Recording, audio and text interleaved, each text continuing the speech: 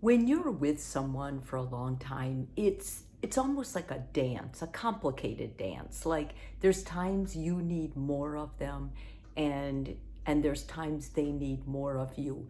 In the emotional sense, this is especially clear. And sometimes what we have to do is we have to change our emotional expectations to accommodate our partner. Now, this video is especially for couples that have been together quite a while. They love each other, but they seem to struggle with having the attention or the emotional connection that they want. I mean, they want to work it out, but yet they feel lonely much of the time. And I think a lot of this happens because people get in their heads. There's people who love and they love more in their heads, like they live there and they're the readers and the excessive readers, the excessive gamers, those people. It's not that they don't love you, it's just that emotionally they're not as good at connecting. And if you're a person that lives in your heart, then that emotional connection is everything. And you can do it for a while. Like you'll have moments where you feel really connected in the heart and your partner comes through for you. But when they're not, and you're especially vulnerable, let's say you're staying home with a baby, or let's say you're working and your boss is putting undue pressure on you and making it so other colleagues are suspicious of each other. So you're feeling lonely at work and lonely at home. Those times are when it's really difficult. I have a 3-step process that I think is really going to help those of you who are feeling like you live in your heart and you're with someone who lives in their head. Okay, the first of these is it's important that you find a time to talk about it. Many times the partner, the one who lives in their head, will tell me, I had no idea. I had no idea she or he was feeling this way.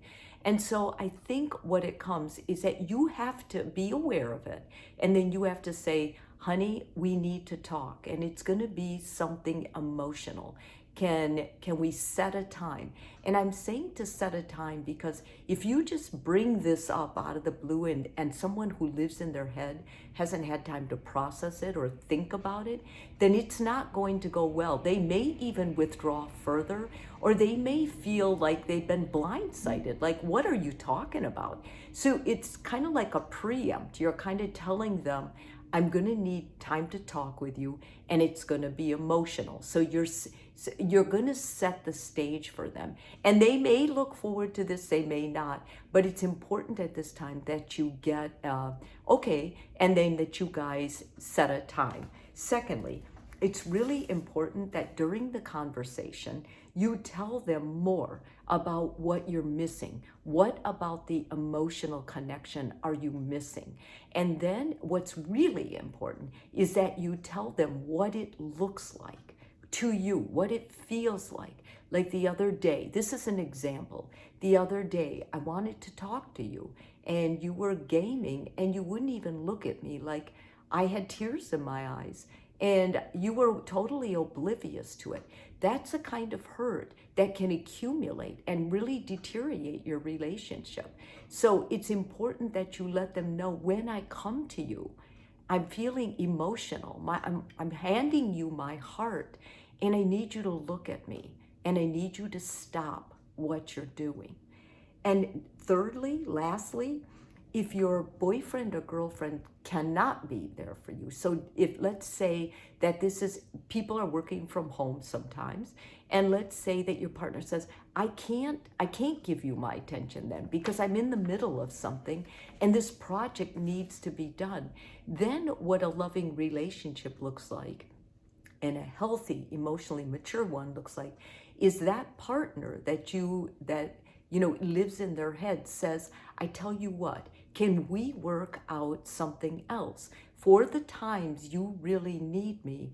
Can you write me a note? I can see it, and then we can meet during my break, or maybe during my lunch hour, or maybe right when I'm done with work. We can go for a walk and I can give you my full attention. When that partner who lives in their head is willing to take that step, that's a coming forward. That's saying, I love you too, and I love this relationship. I can't attend to both things because I'm not like you. I need to do my work or I'm in the middle of something else, but that doesn't mean you don't matter. I still want to attend to you. And then they come and they do something like a note, or after they're done with work, they take your hand and they say, I'm really sorry. I feel like, I neglected you today, and then they explain themselves. When couples communicate like that, then the one who lives in their heart most definitely can get what they need from the one who lives in their head. And it's important to remember, when you live in your heart or your head, you don't live there all the time. And that's what makes relationships work. I mean, if you were with someone who lived in their heart or their head all the time, it would be a disaster, right? Because that wouldn't be healthy. So basically, it's whatever style is more dominant with you. And I'm making this video because an intern told me about this situation and how this is. And also, I live in this kind of relationship. And I see myself flip. But overall, I'm a heart person. And my husband's a head person. And much of our first 5 years of marriage conflict was us learning how to work that. And I think we have it down, although sometimes we slip because life is life. And I think giving each other the grace and the benefit of a slip up once in a while is a very good thing for both partners. So this will help you.